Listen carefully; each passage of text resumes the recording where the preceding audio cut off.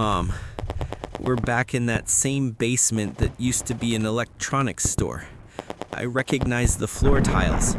This is where we bought that hairdryer 3 years ago. Today, we retook Block 4. They call it a victory. All I see is that the large chestnut tree in front of your building is now nothing but a blackened stump. I heard on the radio that negotiations are underway. Again, every time they say that, the guys across the street fire twice as many shells. I guess they have radios too, and it gets on their nerves. Today, through my optics, I saw one of them. He was wearing the exact same jacket our neighbor Misha used to have. He even moved the same way, slightly hunched over, as if he were hauling a sack of potatoes. Maybe it was him? I don't know who is who under those helmets anymore. I just want this drone buzzing to stop. That's the worst part, Mom. That mosquito sound that means someone is watching you while you're trying to eat a cold tin of rations. If I ever come back, I just want to sit in silence. Don't worry, I'm being careful. I sleep with one eye open, exactly the way you taught me not to. My dearest, Daddy's little girl, I hope you ate all your breakfast today. The food here is terrible. I miss your laughter to help me stomach the taste of it. Irina, today we moved back into those buildings by the school. You know the ones, where we used to hide from the rain when we were kids. Now there's no roof, so the rain falls directly on us. The lizards on the other side are tough. That's what we call these young ones who charge as if they have 9 lives. This morning I saw one of them. He looked like that kid from your street who was always on a skateboard. The same defiant hair. I fired above him. I don't know why. Maybe because I thought that he too might have someone back home counting his days. They keep talking about peace, but all I see are new shipments of smart munitions. Smart bullets for stupid people. That's what the boys here say. Don't believe the news. Only believe my voice the next time you hear me on the line. Take care of our little girl. Tell her that Daddy is just repairing some old buildings and that he'll be home soon to build her the most beautiful dollhouse, made of real bricks, not the kind that turn into dust. Mom, today we moved into the ground floor of Horizon. Remember? That's where the pastry shop with the best custard slices used to be. Now it's just a concrete skeleton. While we were clearing the hallway, a dog bolted out of a ruined nursery. A mutt, yellowish with a torn ear. I almost fired. My finger was right on the trigger, but the dog just wagged its tail and sat down. I named him Cookie. I shared half my rations with him. It's strange, Mom. The dog doesn't smell like smoke and burnt metal like we do. He smelled of wet fur and somehow of home. While he was eating, I noticed a piece of blue ribbon tied around his neck like a collar. That cut me deep. Someone had been feeding him before me. Someone who might have been in this very room just an hour ago, on the other side of the scope. Maybe they gave him a different name. Maybe Cookie and I are the only ones left who still believe there's life in this building. Irina, today was a hard day. We had to retreat from the ground floor into the basement of Horizon. We lost control of the kitchen and the hallway. But what I regret most is that dog. Remember I wrote to you about Ginger, that yellow stray that's been following me for 2 weeks? He stayed up there, in the section taken by the guys we call the lizards. Tonight, during a lull in the fighting, I heard him barking 1 floor above me. I heard laughter too. A young voice was talking to him in that language of theirs. It sounds so much like ours that it makes my heart ache just to hear it. That kid probably gave him a piece of bread, just like I did this morning. Ginger doesn't pick sides, Irina. To him, the hand that feeds is the same, no matter the patch on the sleeve.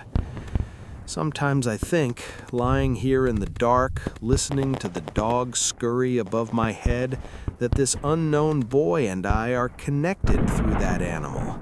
We share the same dog, the same building, and the same fear. We are separated only by a few inches of concrete and the orders of men who have never smelled gunpowder. Kiss our little girl for me. Tell her Daddy is looking after a very brave dog. Mom, today the silence is worse than the shelling. Cookie is dead. He ran out into that clearing between our entrance and their basement. I think he just wanted to see who would toss him breakfast first. Suddenly, fire opened from both sides. Crossfire. No one could see through the smoke.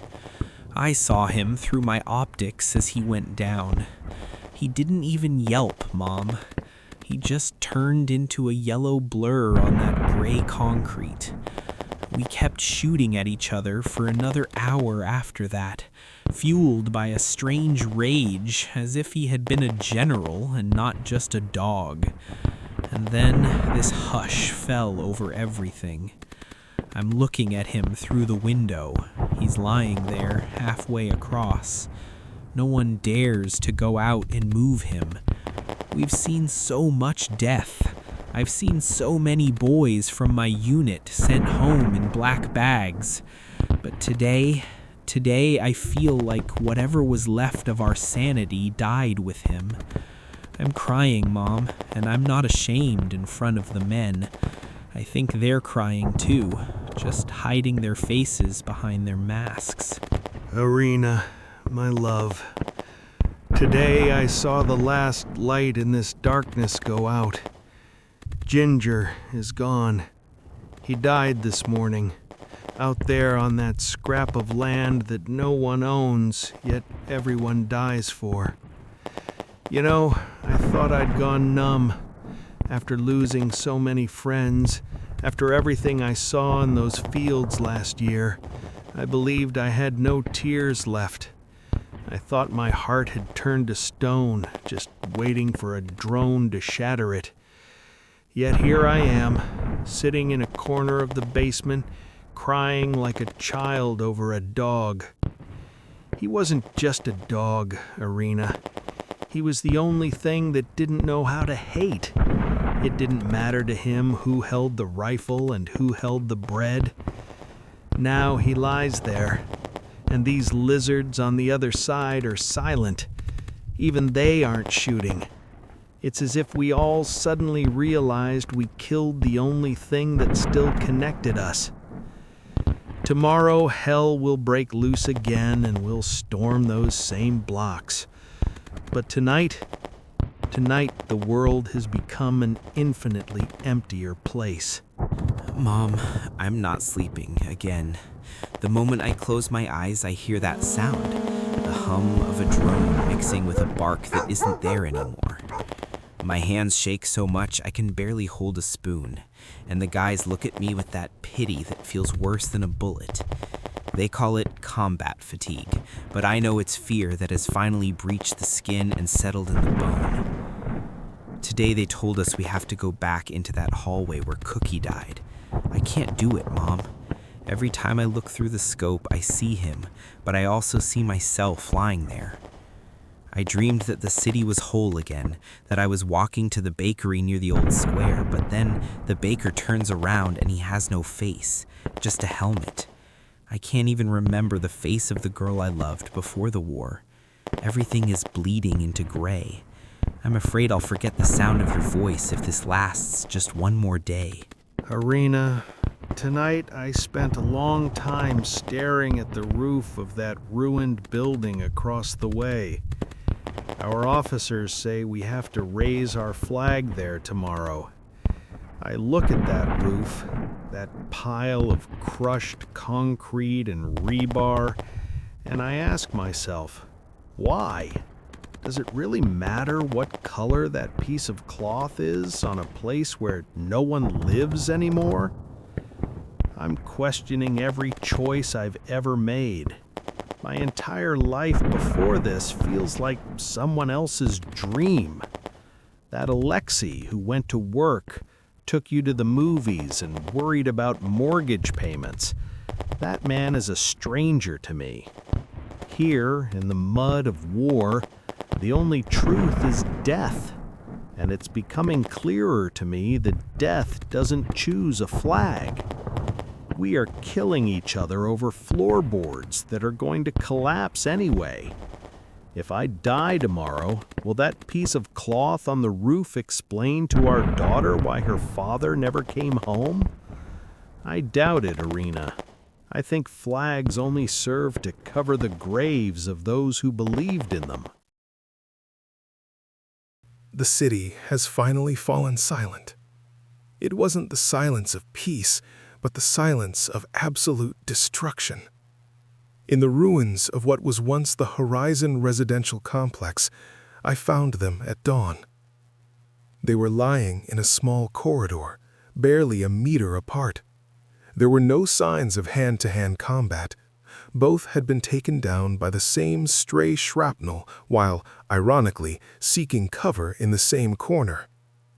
The younger soldier, the one with the lizard patch, was clutching a bundle of papers to his chest with his right hand. His hand, which had reportedly trembled for days from trauma, was now still, gripped tight around letters to his mother. The pages were stained with mud, but legible. He wrote of bakeries, of dogs, and of the fear of silence. The older soldier, called Raven, lay slumped against the opposite wall. A map peeked out of his pocket, but it wasn't a military one. It was a map on the back of which he had written letters to his wife and daughter.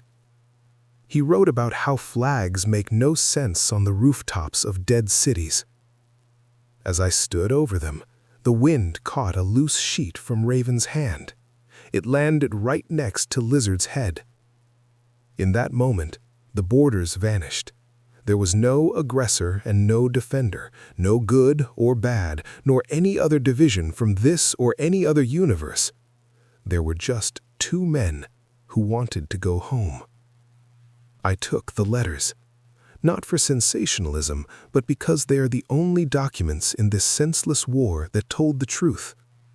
While official reports speak of strategic shifts of the line and successful operations, these letters speak of what actually happened, that two neighbors, two victims of the same history, ended up sharing their final breath and the same cold earth, leaving behind words that no one will ever read on the front lines, but which could have stopped any war.